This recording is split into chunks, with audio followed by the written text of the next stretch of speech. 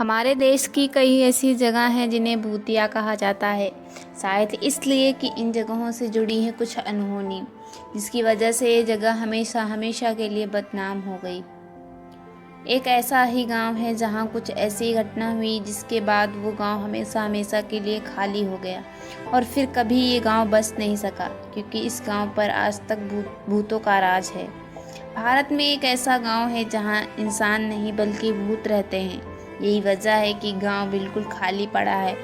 इस गांव का हर घर वीरान है, लेकिन ऐसा क्या हुआ होगा जो ये गांव भूतिया बन गया। इस गांव के वीरान और भूतिया होने के पीछे बहुत दर्द भरी कहानी है।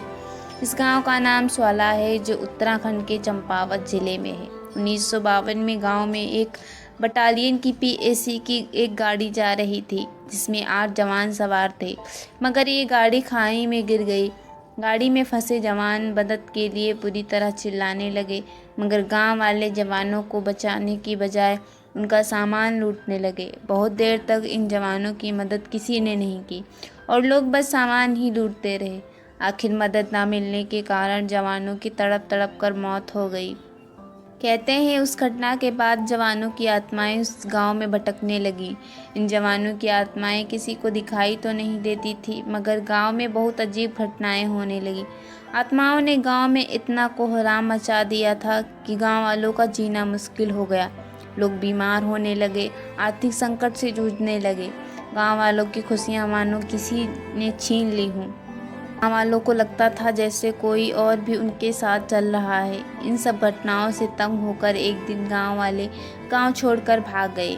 धीरे धीरे इस गांव के भूतहा होने की खबर आसपास के फैलने लगी, जिसके बाद किसी ने भी इस गांव में जाने की भी कोशिश नहीं की।